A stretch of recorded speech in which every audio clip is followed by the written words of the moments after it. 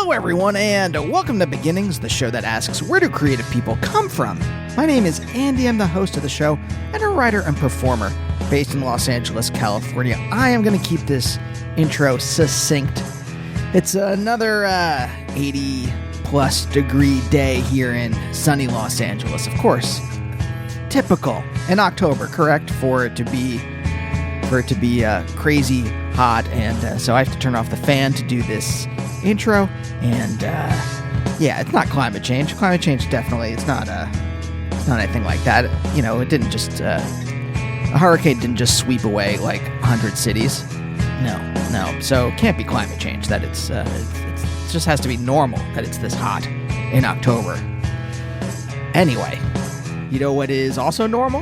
How great today's episode is. I am talking to Rose Melberg of the Softies, and if you don't know who Rose is, I'm going to read you her bio right now. Originally from Sacramento, California, musician Rose Melberg has been a performing musician since high school, which was in the early 90s.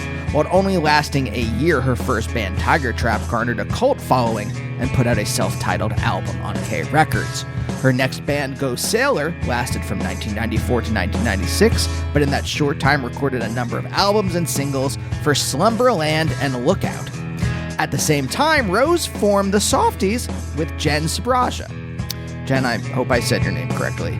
I tried to look up how to pronounce it and came up empty online.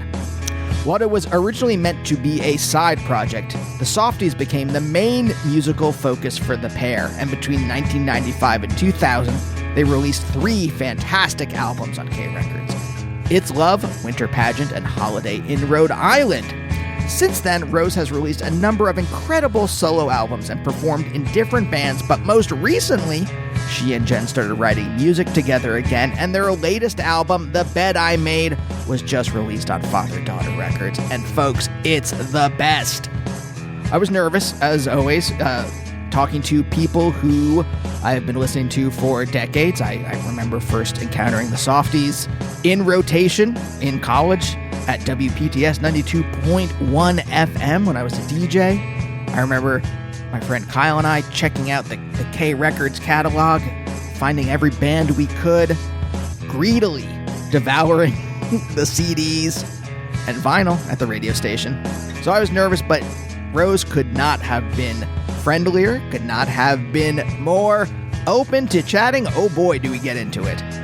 I won't spoil anything, but she has had a fascinating life, fascinating childhood, and I hope you enjoy hearing us talk about it. She's great.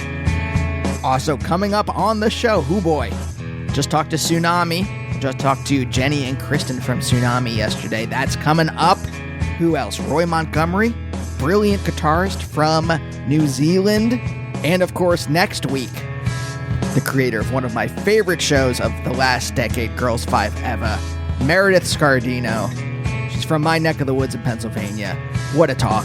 Stay tuned for those. But for now, let's talk to Rose.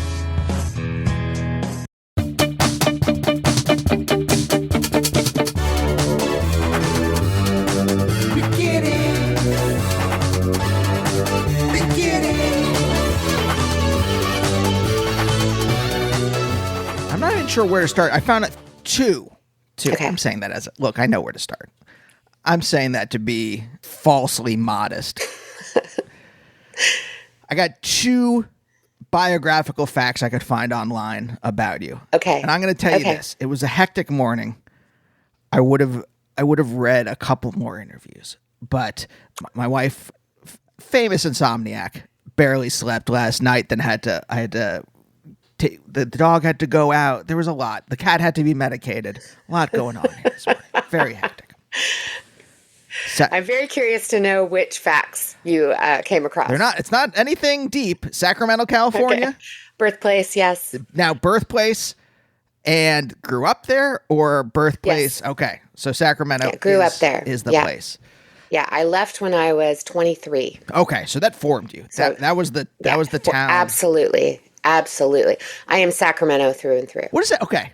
What does that mean to you?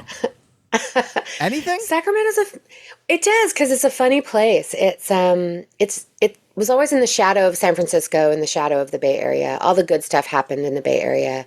If anything came to Sacramento, we were like, oh my God, like if a good band came to town. Mm-hmm. So it was one of those towns that felt quite small when I was growing up in the 80s, 70s, 80s. I was born in 1971. And so we kind of had to make our own scene a little bit. It never felt particularly cool, but we thought it was cool because we had this sort of blank canvas to create our own thing. And it always did feel like a small town. It's not so small anymore, but we felt kind of invisible. So there was this overarching permission to do or be whatever we wanted. We didn't have to fit in with any scene because there was no scene. What about like as a city itself? It's what it's the capital, great. Right? It is the capital. By the way, I live here in California now. I should know that. Well, because it's the capital, it was also, the punk scene was pretty cool. Like, it was a political punk scene, you know? It was angry anarchist punks and stuff like that. And, but it still felt really sleepy, even though it was the capital. But it's a beautiful city. It has so many trees. It's the city of trees and rivers and all these like farmland and marshes and wetlands and stuff like that. And but it also has that like really old downtown, or it did when I was young. So you could really feel like you were going back in time when you'd walk around downtown. Mm-hmm. So I feel really connected to Sacramento still. I also think growing up in Sacramento in the 70s and 80s, it was crazy hippie times. The West Coast felt really different than what we saw on the news. And I know a lot of people who feel like their nationality is kind of Californian rather than American. We felt like we were our own thing on the West Coast, for sure, especially when the world felt a little smaller before the internet. Yeah. I mean, isn't the hippie vibe curdling by that point? Again, most of the stuff has been handed Not to for me. Okay, well, yeah. What's because like 71, that's one of the more interesting things, right? My parents were rock and roll hippies, and so we, you know, when I was young, we kind of, when the hippie thing in the city was kind of burning out, we moved out to this sort of, not quite like a commune. It was more just like this big hippie house in the woods in the foothills of Northern California with a bunch of other hippies. So we were always on that fringe, holding on to that California lifestyle. Okay. How old were you when you moved to this commune? I was probably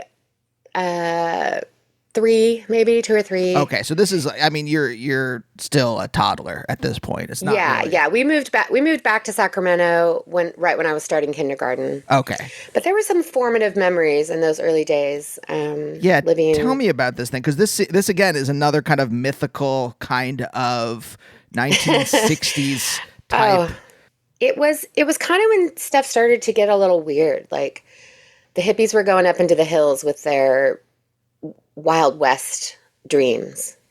You know, sometimes you watch things like that Festival Express movie where it's like that, like the hippies really want to just have their own thing. And my mom was in a band always. My mom was a professional musician, and her band at the time, we lived in a town called Forest Hill, and her band was called Butcher Knife Joe and the Forest Hillbillies.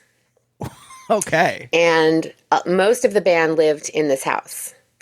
So, and it was like an old gold mining log cabin filled with hippies and not really running water, and kids and animals and dogs and goats and horses and an outhouse and things like that. I'm not quite sure how long really we lived there. It's all a bit of a blur, but it was very formative. I have a lot of memories of that time. It was pretty wild and pretty lawless. Like, it was, the kids ran absolutely free. We were shoeless, sockless, splinters in our tangled hair. One of our favorite games was we would fill paper bags full of dirt and throw it at each other till it broke. Like, that's what you do when you're super poor and you're a hippie living in the woods. What else are you going to do? So it was a very weird time, because this would have been, mid-70s. So we went pretty deep with the lifestyle. Is there any parenting going on? Is there any like don't do that type stuff? Not necessarily. Okay. But when it was time for it got, I think the scene got a bit bad, and my mom was finally like, okay, we got to get out of here. Like I have an older sister, 2 years older. So she'd already missed out on a little schooling. And so we went back to the city when it was time for me to start school. When you say got bad, do you just mean like the people got like too like strung out or whatever? It was a weird scene. It was very misogynistic. It really was like an Old West thing that they were going for. Like all these dudes would go and shoot their shotguns in the forest, and the women were barefoot and pregnant in the weird old Gold Rush kitchen. It was a lot of sort of fantasy role play of a bad time. And I think, there was confusing relationships, a lot of free love. And I think my mom was caught up in some triangles, and she was like, we got to get out of here. Uh-huh. And she also had found a new band to sing with that were really a bunch of really sweet guys rather than all these weird hippies.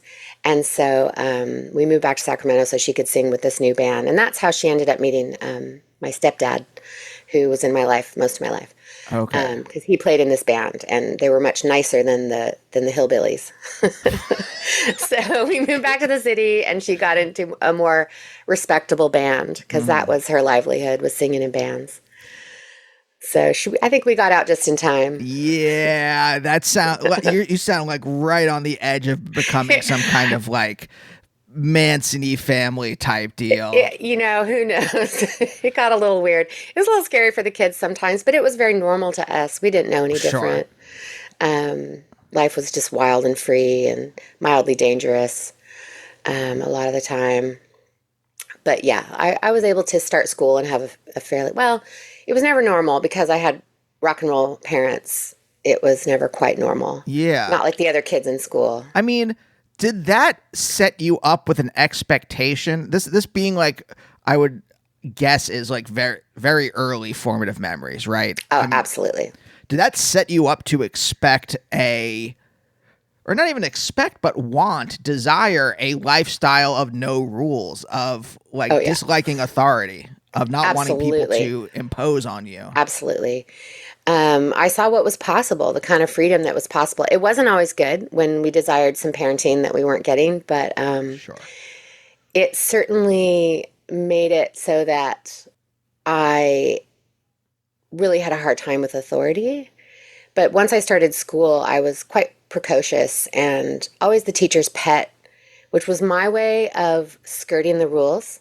Because I was the favorite, I could get away with a lot. I was like, I'm too smart for this. And so, if there was a project, I'm like, I'm going to do it a little bit different. And they'd be, that's Rose. She's, she can do it differently. She can put sunglasses and a cigarette on her paper jack-o'-lantern. It's funny. I really pushed the boundaries of what was allowed because I was smart and loved by the authority. But as soon as someone called me out and was like, no, you can't do that, I was livid. I was like, don't you know who I am? I'm the smart one. Rose, you're speaking directly to my heart. This is exactly my experience. Yeah.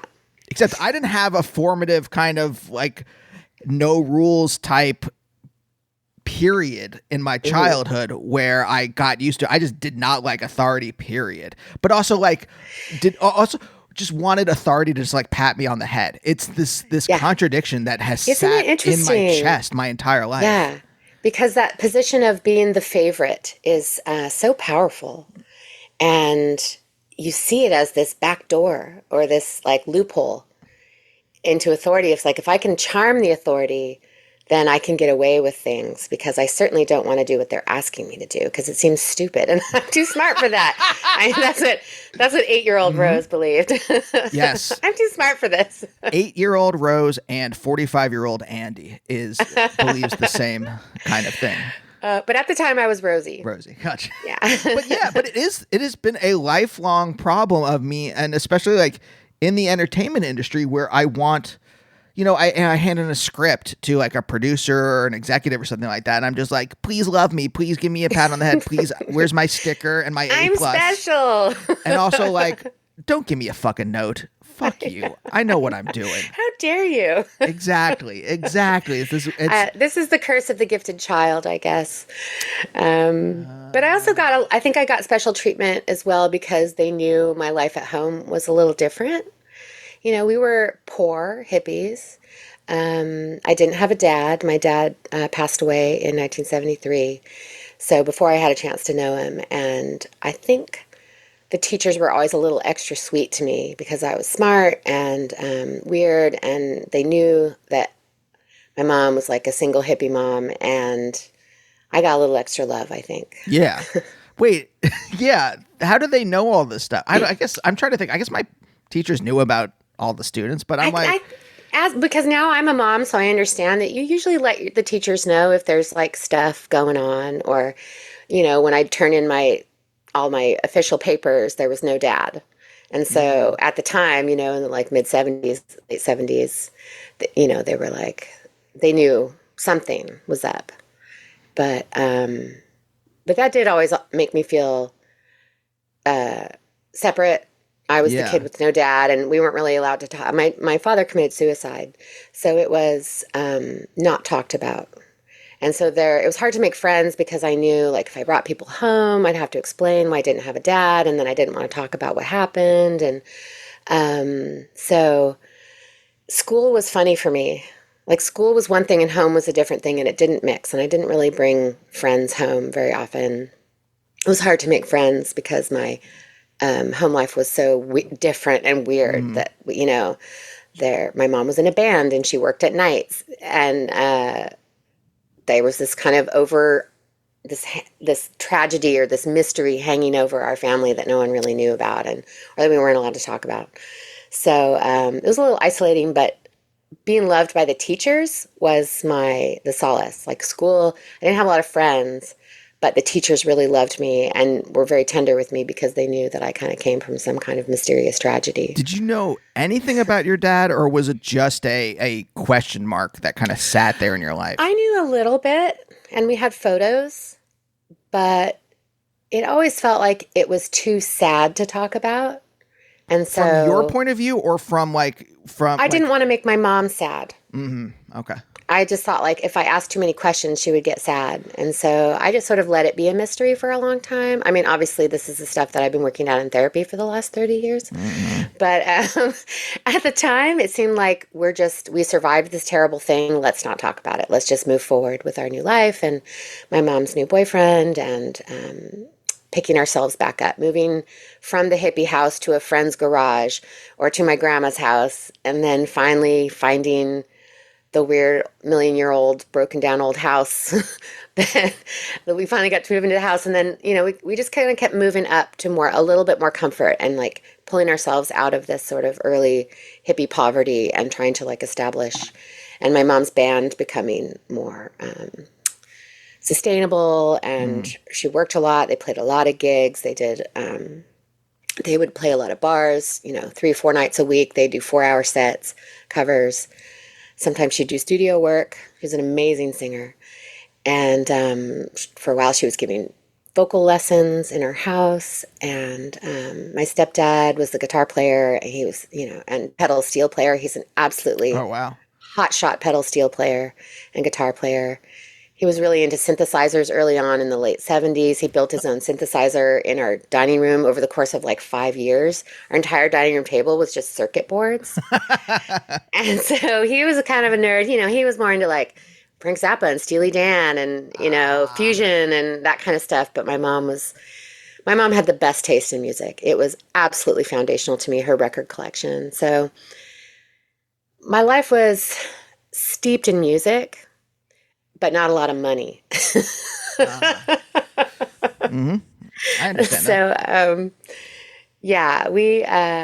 we worked our way up. My mom worked pretty hard to kind of get us out of those funky old houses and into something, you know, closer to the better schools and things like that. So there was parenting going on once we left the Wild West of Forest Hill, California. Where does your mom come from originally? She was born in Oakland, but she was raised in Sacramento also.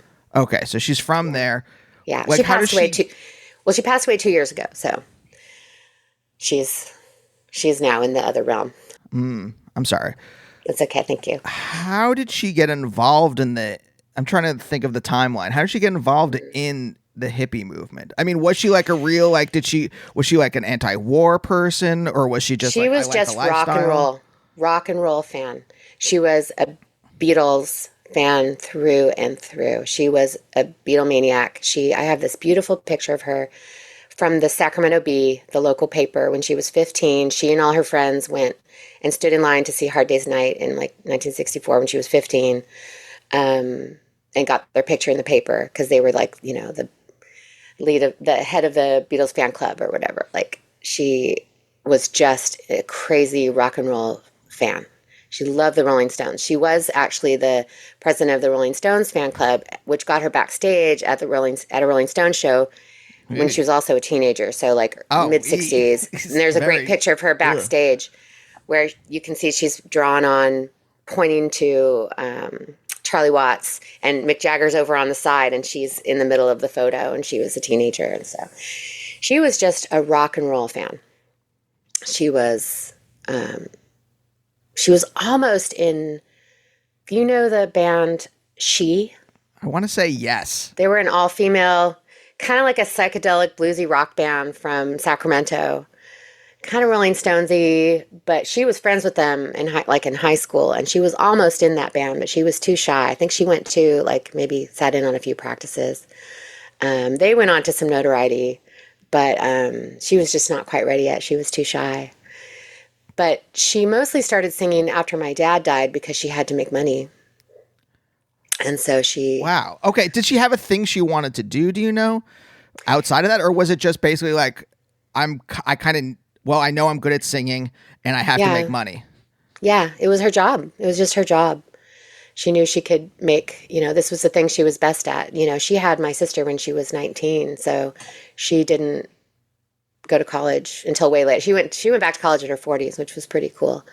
But, she was suddenly had 2 babies and no dad. So she was like, I got to figure out what to do here. And so she kind of fell in with, she was always part of that hippie scene. My dad was a long-haired, bearded, auto harp playing hippie. He had a beautiful voice too, apparently. So that was just her scene. She was drawn to rock and roll and the subculture around it and the lawlessness of it, the danger, it was the Rolling Stones. It was the Beatles. It spoke to her in that way. She was an artist. She was a weirdo. She was also disabled. So she always felt like an outsider. And so she embraced rock and roll really early on in the 60s, and that just became her life. And then she and my dad did sing together a bit, from what I know. But it was after he died that she started singing with the bands. To make money. Mm-hmm.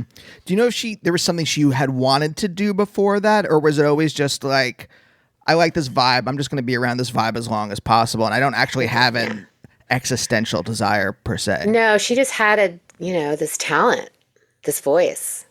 And, I think everybody just wanted to hang out and party and have babies and milk goats and stuff. Like that was the scene back then. That was what you did. You just needed to be a part of a counterculture. Your parents were a drag, and conformity was for losers. And, they wanted to challenge and push, and just like we did with punk, like they were just leaning into a counterculture because their parents didn't understand them and they didn't understand their parents. And, my mom was a solid baby boomer, born in 1948. So it was not for her.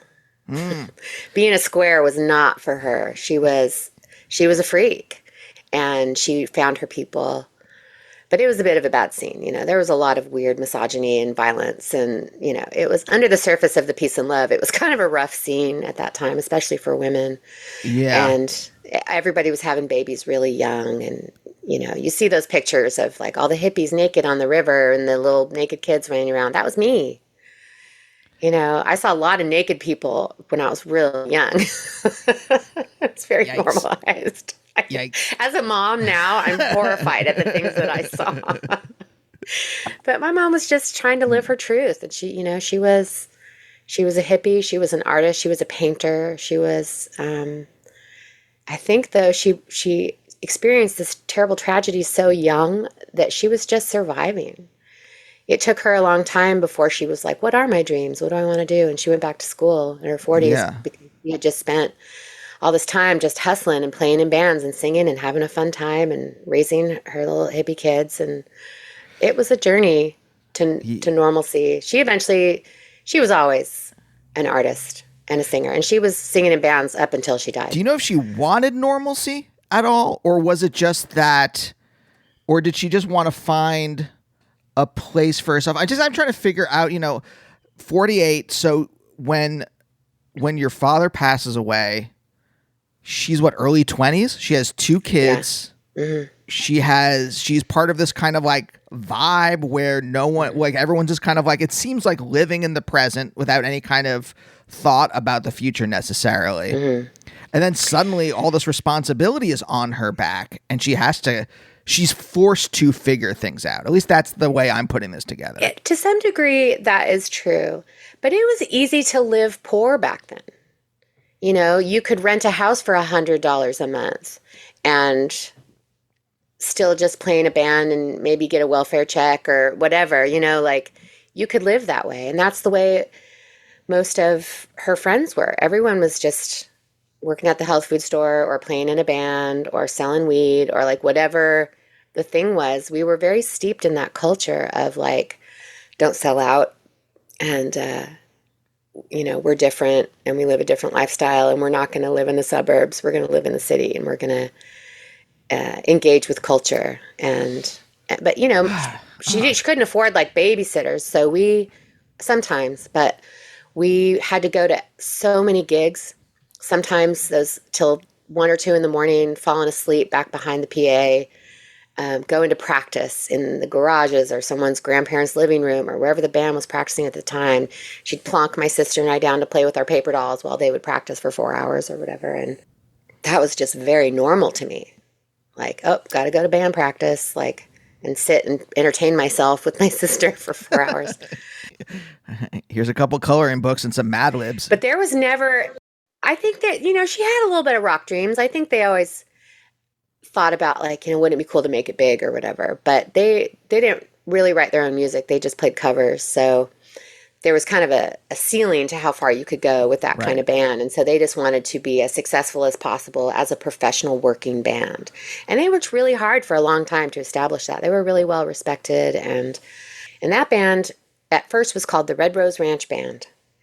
And they did a lot of, they would do like contemporary pop songs from the radio for the weddings and stuff.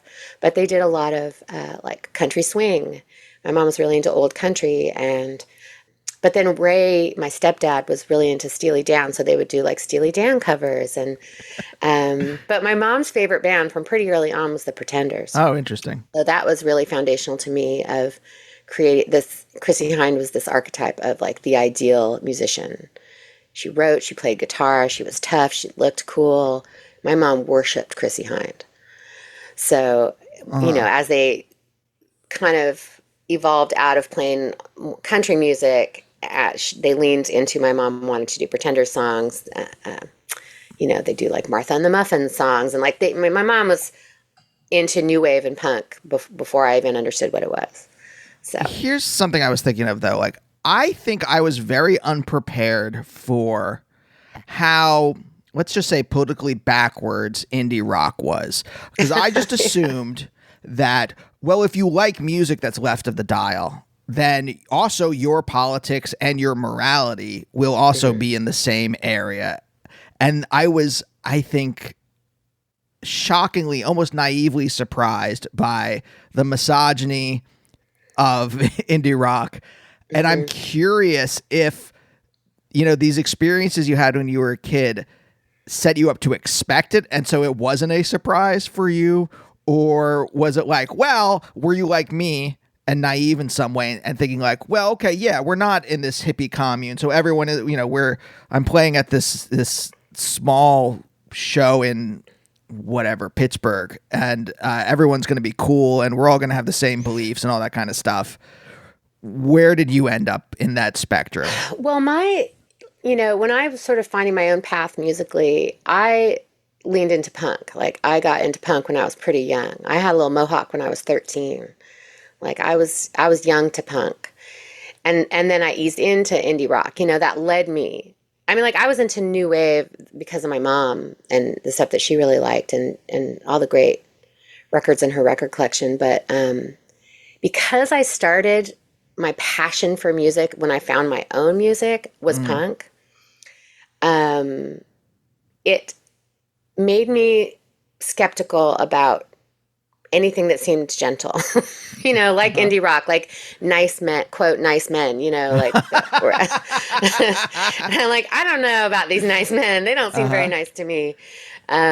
So I always knew that I needed more. I needed more activism. I needed it to push boundaries. I found a lot of indie rock to be a bit just sterile or I wanted things that made me feel something or that seemed a little bit dangerous. Like rock and roll is how I was raised. And, rock and roll saved me and punk rock. Because my mom was so cool that I had to go deep to rebel and to find something that really moved me. And so punk really moved me. I was like, this feels like truth to me. Like, I don't want, like the Rolling Stones and the Beatles are normal, even though they're like long-haired weirdos. So I have to go even deeper to feel like I'm challenging something within myself. So I expected a lot. I liked weird music and difficult music. And so I always gravitated toward things that were more challenging or, including like morally more challenging. Like what I mean by that is like if you encountered some kind of fucked up thing in the scene or whatever, would you confront it? I mean, I was also pretty shy and I processed a lot of this stuff on my own. I was very much an outsider. Even when I was like into punk, I wasn't really in the punk scene, partially because I was so young. I was the little baby punk that would come to the show and no one would pay attention to me because I would look like I looked 13. Right. So I just did a lot of observation. And I was like, I love this scene. I love these people, but I'm a little too shy to actually talk to anyone. But no, I get it.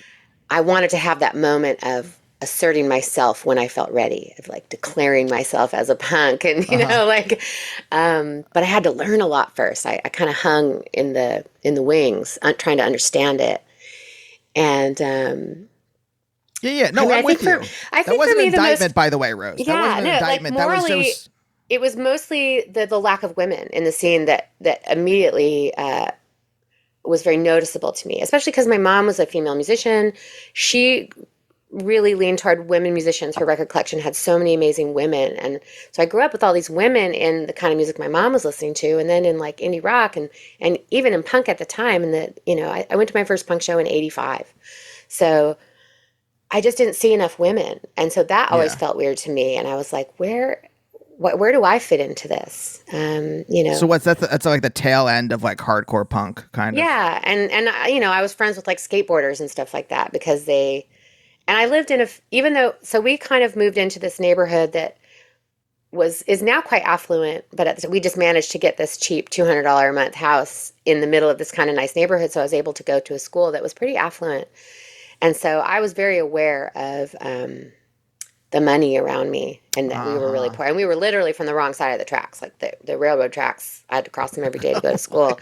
It was like some kind of wonderful shit. It was like, I was definitely the weird kid from the wrong side of the tracks. But the socioeconomic divide that I really felt with my scene and that the rich kids, it was hard to make friends with them. So I just really leaned into being the weird one and challenging and not looking like a pretty girl, like shaving my head or wearing the weird thrift store clothes. And once I was in high school, I was a full-blown delinquent. I would skip school. Like, it's amazing that I graduated because I was such a truant. And it was just because I hated authority. I hated being told what to do. I hated doing homework. I thought it was all stupid. All I wanted to do was be in a band. That was what was modeled to me from my mom. I saw that you could be in a band and pay $100 a month in rent and survive and be happy and hang out with your friends and live your truth and your culture and contribute to the culture that you love, punk, indie, whatever it was. So I leaned so hard into that. Was being a weirdo an affectation, or was it a heightened version of what you felt inside? Do you know what I mean by that? Totally. No, well, the cool thing about discovering punk, well, the way I got into punk was actually because I knew peripherally about it through my mom and my older sister, because they, would talk about it, and we would watch movies and stuff. And I was like, I don't know about this, because I was pretty young, 12, 13. And it seemed a little dangerous to me. But then I watched Rock and Roll High School. And it was the Ramones that spoke to me. I was like, this is kind of ridiculous, but also the coolest thing I've ever seen. They don't crack smiles. They're just so bad. Everything about it, to my little 13-year-old self, it changed me. I was like, whatever this is, it is speaking to me. And so it was like finding punk and having permission to look like a weirdo felt like exhaling. It was just like, this is this way to externalize the inner weirdo in me. I always felt different and weird because of the way I was raised and all the trauma and like all this stuff. I knew I was different, and the teachers treated me like I was different. And I would go between wondering if I was just different and weird and terrible, or am I different and weird and special? And so punk made me feel like, oh, maybe I'm special. Maybe I'm not a terrible weirdo that no one's ever going to like. Maybe there's other people like me, and to those people, they've been looking for me their whole life. Like, maybe I'm one of them. So this makes me think, did the kind of cone of silence around your father, did that extend to the rest of the emotional spectrum with your mom? Could you be open and ask questions about other things? Or did that create this kind of barrier that prevented you from having a kind of open relation? And I'm saying this as someone who, my parents were authority figures. We were totally separate. And even now in adulthood, I'm trying to figure out, like, well, do I talk about this stuff with them or not? I don't know. I mean, you have to imagine that, watching your husband commit suicide in front of you at age 24 will fuck you up.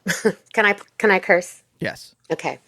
So she was in her own world a lot, she had a lot of, she struggled with her anger. Yeah. So she was pretty traumatized. And so we did cool stuff together, and she dragged us along. We were just like, we went everywhere with her, but we had to like be good to not upset her. So discovering punk and being like, I can do whatever I want, was really also a reaction to that. Like years and years of just like, we got to keep mom happy. So she doesn't get upset, because our family, mom is a different kind of mom, because, we had this weird thing happen, and she struggled with her mental health. And, so punk was also that for me. Punk allowed me to finally rebel, but it did up the conflict a little bit, because I was no longer, trying to pander to her needs or keep her happy or be good and nice. I was always the difficult one. My sister was sweet and just wanted to keep the peace. I was the problem child. I was known as a crybaby. That's anyone who knew me as a child would say, I remember you cried all the time. Was that okay though? Or were you reprimanded or told not to? I was usually told not to. It was annoying. They were hippies. They had their own scene. They just wanted to smoke weed and party and play music. And it was an inconvenience to have a crying child. So, but I had just had this thing where when I felt like there was injustice, I couldn't stay quiet. Mm-hmm. I'm like, I don't want to do that thing you're telling me to do. That doesn't seem right to me. I can't find the logic in why I have to go to bed right now, or why we have to be quiet right now, or any of those things. So I pushed against my mom a lot. So I did get sometimes the brunt of her anger, whereas my sister was pretty chill, self-preservation. Right. But that's why punk was cool to me, because it finally gave me the courage to like stand up to we didn't have a lot of rules. The main rules were like, don't be loud if mom is sleeping because she worked a gig last night, and we got to be quiet. And punk gave me the courage to kind of stand up for myself a little bit more. And then there's no Yeah. going back. Once I felt that power of like, oh, I am not subject to someone else's moods or whimsies.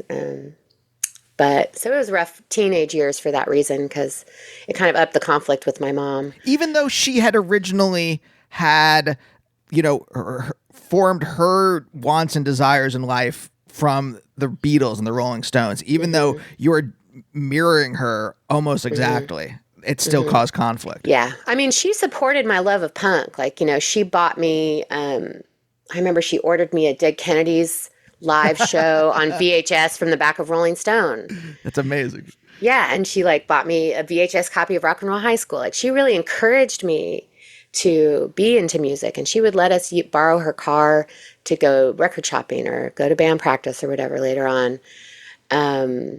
It was more like those things she loved. She did love seeing me rebel. She just didn't like me to rebel against her. Oh, wow. That had to be, how did you Trauma is complicated. Yeah, no, 100%. How did you kind of work that out in your head, in your like teenage head, where you are getting signals? Because I have to imagine that was a kind of strange vibe to navigate, where you're getting these signals of, yeah, I want you to rebel, but also I don't want you to rebel. You're getting this kind of contradiction. Yeah. And I don't like, I personally, whenever I encounter contradictions like that in real life, I just get kind of like very anxious and confused because I'm not sure how to even move. And almost like, do you know what it does? It paralyzes me a lot. Yeah. Yeah. I mean, I think that's at the root of a lot of my anxiety that I still hold now is like everything is complicated.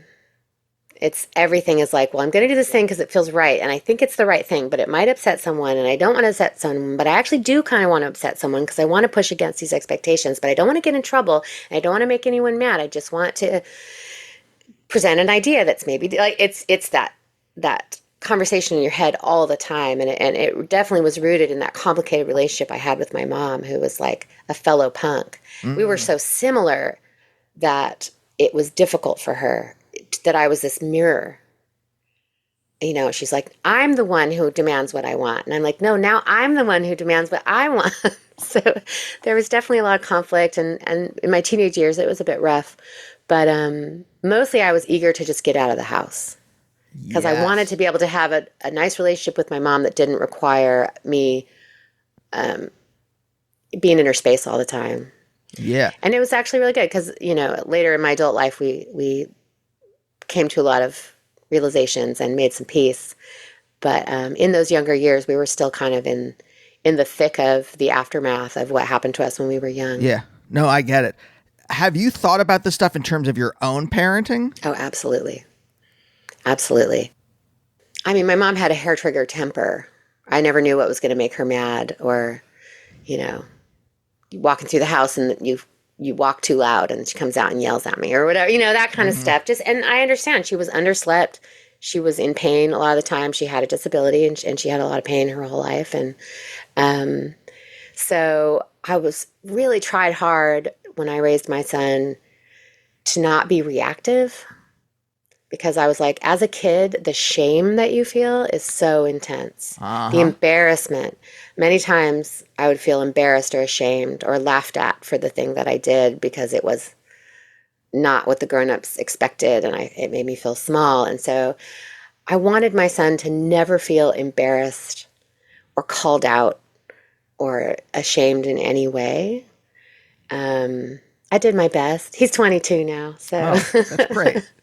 Yeah, no, I know. I mean, we had very different childhoods, but I know exactly. Yeah. You are speaking straight to my core about that kind of stuff. And we are cosmic sisters.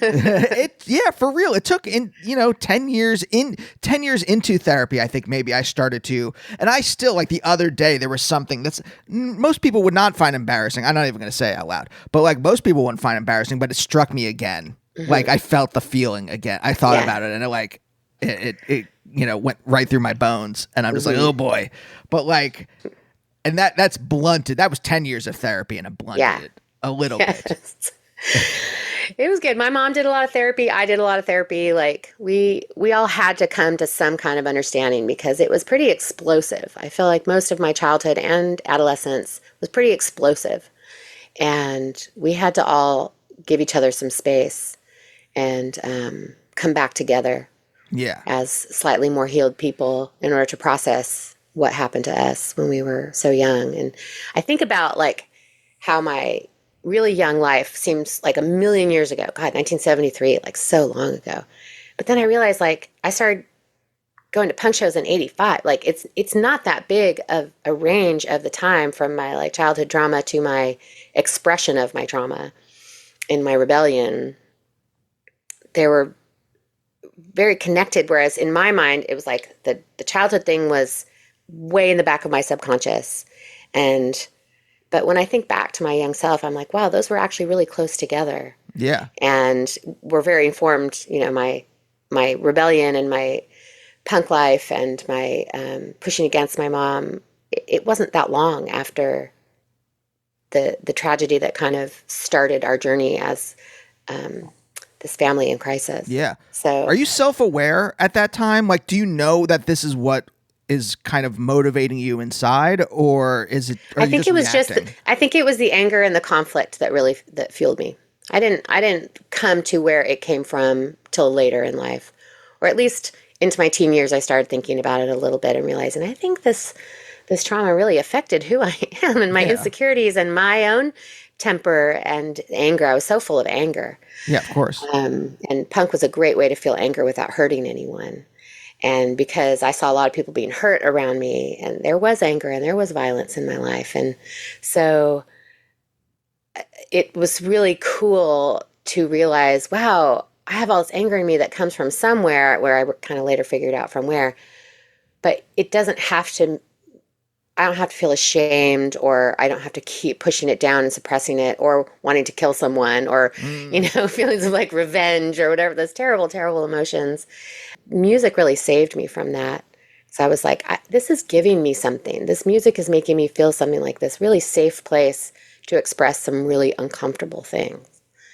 And I feel so fortunate that I did that, you know, when I was still pretty much a child. Like I was 13 when I leaned into that, and it gave me a direction to do something with these really, really big feelings. But this was more just like a feeling you moved towards because it felt good. And I say this as someone who was not self-aware very much until like maybe my mid-20s. I mean, I was a human being. I was conscious, but I'm saying like that I wasn't kind of being like, oh wait, this is what I actually want to do with my life, and I'm choosing to do it, as opposed to I'm just moving in a direction because I'm getting the least resistance from this direction. Right. I mean, I knew I needed solace. I knew I needed like something. So I was really looking for something to save me. And I knew that I was different, or I felt different. I knew I needed something. I was like, well, we can't afford a psychiatrist, so punk it is. I definitely knew I was kind of in a mental crisis a lot of the time. And I knew I needed something. Right. I knew I was like, I either need to run away from home, or I like to fantasize that my dad was actually alive somewhere. I'm like, I'm going to go find my dad and he's going to raise me. You know, I was so confused as a kid. And so I knew that my brain didn't work the way my friends' brains worked, and that I needed something if I was going to survive. Yeah. And so there was a lot of intention with leaning hard into music. Like it became my life. Buying records, listening to the radio, taping songs off the radio, buying music magazines, reading anything I could about music, going through my mom's amazing record collection and pulling things out I had never listened to and been like, oh my God, the Velvet Underground, what? Like stuff like that. Like I knew that it was like food or medicine to me. Once that switch flipped, I'm like, oh my God, I think this is the thing that is going to save me, because I felt so lost as a younger child of the weird secrecy and the difficulty having friends and having connection. And I felt really alone and different. And I wasn't sure if I was going to survive. You know, I had suicidal thoughts as a pretty young person, because I was like, life hurts too much. This is not fun. There's too much anger in my life. There's too much conflict. I need something. And I found that in music and in my own music, because I grew up steeped in music every day, band practice. My mom learning songs for the band by, moving the needle back on the record a million times to write down the lyrics, and my stepdad working it out on guitar. And so music was my whole life, but I had to find my own music. And because it was so steeped in anger and confusion and punk, so punk was like, it was medicine to me. I was like, I love this. It challenges everything. It's angry. But it's also funny and silly and stupid and weird. And mostly I just felt weird. I felt like an outsider. I felt super weird. And I thought, if I don't find some sense of belonging somewhere, how will I live my life? I have to imagine it is like getting into a warm pool, right? Yeah. Where it because I like when I got into a scene where everyone was not like me, but had the same, I'll just go with vibe again, where like we were all different weirdos, but we were all weirdos. Yeah. And for the first time, I felt kind of part of something in a way I never had before. Exactly. And it's funny to me that it was the Ramones that did that for me. Like this bunch of absolute freaks. And that's what spoke to me. I was like, I fell so in love with Joey Ramone. And I was like, this absolute beautiful, ugly man. Like there was such beauty in his freaky weirdness. And that it just plucked this string in me where I was like, I don't have to be beautiful. I don't have to be demure. I don't have to be, because my mom was also really beautiful. And so I was always this thing, I was like, oh, if I'm going to be a musician someday, I got to be pretty and feminine and all these things. And I got to look like Stevie Nicks, and I got to be cool like Chrissy Hine, but she's also really beautiful. So there was a lot of pressure. And when I got this permission to be like an ugly freak, I was like, yes, that's my people. Uh-huh.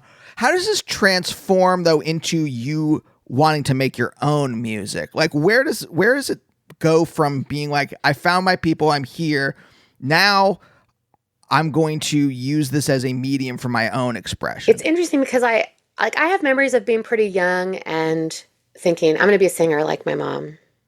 But I was too shy to sing in front of her. And I remember being obsessed with melody.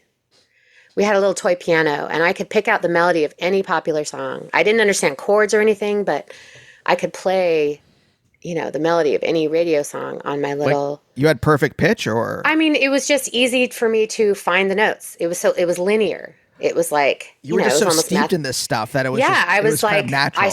I saw melody as this, this line. Yes. Because I heard my mom sing all the time. Uh-huh. And so and she loved melodic music. And, she loved the Beatles. Like that was first and foremost in my life. And even more importantly, the Roaches. She was really into the Roaches. And that was foundational for me. These voices, these complicated harmonies. But I don't think I've ever heard the Roaches. Oh my God. You'll have a fun time. Gotta write that down. They're sisters and 3-part harmonies, super, 70s folk rock, Paul Simon adjacent, but not really. It's phenomenal music. But it was, my mom was really into the Roaches. So I was obsessed with melody and singing and songs and, the Beatles. And I would listen, and later the Go-Go's, like this pop music just hit this thing in me. Mm. But because my parents were professional musicians and they were like my stepdad was very technical and he read music and he knew theory and, he was a music major in college, and I didn't want that. I just wanted to know how to play. I was like, I don't want to know why I know how to play this song. I just want to play it. So it took me longer because I wasn't able, I tried to take flute. I tried a couple guitar lessons. I just didn't understand. I just wanted to play. I didn't want to learn. I just wanted to play. But most importantly, like it was when I got into punk and I went to my first punk show. It was Social Distortion and Battalion of Saints and Tales of Terror at the Crest Theater in Sacramento when I was 13. And I remember going way up top of the theater and just watching it from far away. And I saw myself on the stage. I was like, I want to be the singer in a punk band. That's what I want. Nothing in the world seemed more powerful to me. Because in that moment, I felt really invisible. I was this little 13-year-old baby punk in a room full of people in their 20s. slam dancing and, doing the 80s punk thing. And I was like, I don't think I have the guts to be in the pit, but maybe the safe place is on the stage because I can still be a punk, but I see my mom on stage all the time, so it doesn't really scare me that much. Right. And it seems like a cool way I could be a part of this, but still sort of feel separate from it. And that's partially because it was really hard for me to make friends or connect or feel cool or be accepted. And I was like, well, they would accept me if I was on stage. And so pretty early on, I wanted, because it was the coolest thing you can do. And when you're raised, my mom was really cool. And so that was my main life goal, was to be cool. I wanted to be the Velvet Underground. I wanted to be the Beatles. I wanted to be the Beatnik. I wanted to be the mod kid. I wanted to, but I wasn't cute enough or cool enough or know enough about fashion or anything. And I don't know if I really liked myself enough to lean into like looking cool. Yeah. So I was like, well, if I was in a band, there's nothing cooler than being in a band. Yeah. So it really became, really became more just, how can I seem cool without having to work my way up through the weird social dynamics of the punk scene or the music scene, as our tastes evolved into high school, we got into the Jesus and Mary Chain and Spaceman 3 and stuff like that. Right. But again, it was always about looking cool. The floppy hair and the rock and roll, the Bobby Gillespie, what of it all. But even when I tried to look cool, it didn't work. Like when, same here. I was 12 when Nirvana hit and it spoke to me. And so I wanted long hair, but my parents didn't want me to have long hair. So I tried to have it kind of was acceptable was it parted to in them. The middle? It was parted in the middle. It was parted in the middle. And it did not look right. I could just not look cool no matter how hard I tried. And I was just a goofy little weirdo. Uh-huh. And I wasn't very fashionable. So I was like, well, at least I can be kind of like a delinquent. So we leaned really hard into the idea. And definitely Rock and Roll High School planted that seed in my head that kind of the coolest thing you do is be bad. Get in trouble, be a delinquent, be difficult, get in fights with your teachers. What do you mean? Like getting suspended from school, being bad, smoking cigarettes outside the school, being the bad one, there's nothing cooler than being the bad kid. But I had a hard time with that because I was also really tender. Yes. So here I was acting cool and trying to be cool and putting on, I'm mean, I'm tough, I'm smoking. But actually, I was just this tender-hearted little fool, and it evolved into something else. It evolved into finding my people that were also really into music, and that's what also kind of saved me from the idea of I have to be an asshole to be cool, was finding friends who were just really into music and realizing, oh, punk is cool, but there's also all this other stuff. And that's actually the coolest thing, is to be into the most obscure music. Okay, so now I'm going to lean into that part of my interest, the weirder, the cooler, the more obscure. Ooh, all this British music that none of my friends, nobody at school knows about this band. That was the coolest thing you could do. And to do it with some cooler, my friends were always slightly cooler than me. And so I hitched onto their wagon of just yes, let's just go record shopping all the time and lean into this idea that I don't have to be bad or mean to be cool. I just have to know a lot about music. And that is cool. And, in the 80s, that was very cool. Right. To be the person you'd hang out at the record store and read the NME. And, that was our cool, we're cooler than everyone else because we like this weird, obscure music. And oh, you don't know about C86? How uncool. So that was nice because it did liberate me a little bit from the idea that there had to be a lot of anger in my expression of my weirdness. So the time between 13 and 15 was a big transitional time of easing out of the anger part of my music tastes and really just kind of finding my aesthetic, finding the music that I just really loved the sound of. So I didn't really necessarily want to listen to hardcore. I wanted to listen to the Jesus and Mary Chain or early Primal Scream or, Felt or whatever, anything that seemed kind of weird and challenging, and that the popular girls, as long as the popular girls at school would hate it, then it was cool. Because it would be oh, well, you just don't get it. And we just wanted to be a little bit cooler and a little bit smarter. But mostly I just loved it. Mostly, there was this social aspect to it of I want to be cool as I can be. But it was also I love this music. Yeah. And the deep, deep listening, and when my own tastes were really starting to form of what I loved and why. And that's all we did. We would just get together after school and listen to records and tape each other's records and then ride our bikes around listening to our Walkmans. And it was just everything. I breathed, ate, slept music. It was just like, what's the new thing? What's the new thing? What's the new thing? Do you have any existential desires outside of music, or is it always like, well, I'm doing this now, I'm going to be in a band? Or was it like, did you have any future thoughts at this point? None. All I ever wanted was to be in a band. That's it. Because that's what was modeled to me. I saw it as a sustainable career choice. Right. Because I knew how to live on $500 a month. You know, I could do that. I saw that. You rode a bike. Nobody had a car in Sacramento. It was flat as heck. So you'd ride your bike and you ate cheap and shows cost $5 and records were cheap and that's all we wanted to do. I never saw another career for myself other than being in a band. And partially it was because I felt like I can't be a part of normal culture. My upbringing was too weird. Nobody taught me anything about how to live life except how to be in a rock and roll band. Yeah. It's all I knew. No one presented like, here's how to go to college. Here's how to apply to college. Like I didn't know anything about anything. So, you know, I left home at 17 and started writing songs at 19 and worked at Tower Records. So you could get cheap records. Like you just had the job that facilitated your lifestyle. I made $4.25 an hour.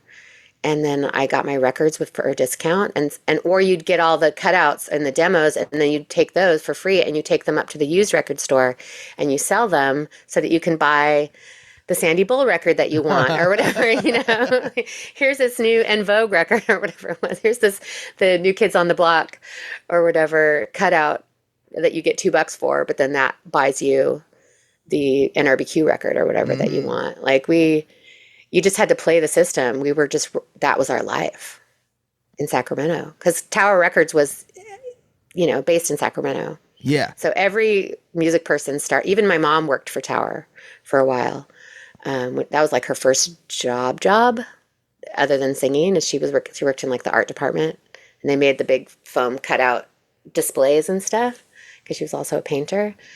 But the culture of music was all I knew. Was there I'm trying to think because like this is not similar to me, but it's not dissimilar. And it took me a long time to kind of figure out how to navigate actual life, to do what I wanted to do in the way I wanted to do it. And also, you know, you still have to get groceries. You still have to live, you know. Yeah. There is still rules you kind of have to live by just to like exist in America. And I'm curious at what point you kind of like learn to navigate that. I mean, it was just so easy to live cheap back then. You didn't have to learn to navigate it. Oh. You could get by on so little. And so that was so normalized to me. I was like, I could probably live this way forever. Like just playing a couple shows, making a little bit of money, working my coffee shop job or my record store job. And I never wanted any career. I didn't want to be a square. I didn't want to wear a blazer. I didn't want to be normal. I didn't want to hang out with normies. I just needed to be in this culture. I felt so out of place and too weird to be a part of it. I was pretty externally weird. I was, you know, typical trauma response, always cracking jokes. Like I was just the weird little funny one and didn't take anything seriously, but was also kind of reactive and would cry a lot. And I was all over the place. And so I just felt like I'm too weird to fit into normal life. I can't be normal. No one ever taught me how to be normal. My eccentricities were always encouraged because I was like the little special one. And, you know, like I said, with the teachers, they let me do the weird stuff because it was so fascinating to them. I was this weird little smart kid. But no one ever really made me learn how to do anything normally because I got praise for being weird in my own way. So from jealous. Authority. Like I'm so jealous. And so I knew nothing except pay your rent, be in a band. That was it. And like my sister started having kids when she was really young, and that became her life. She was like, but also with her, it was like, I don't know how to do anything. We didn't have the money to go to college, and no one really taught us how to live a normal life. So she kind of embraced that part of my mom's personality, the young mom.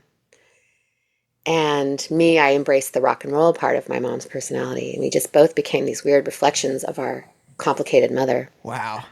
Okay, that seems like a nice place to end, Rose. Thank you so much for joining me today. Oh my God.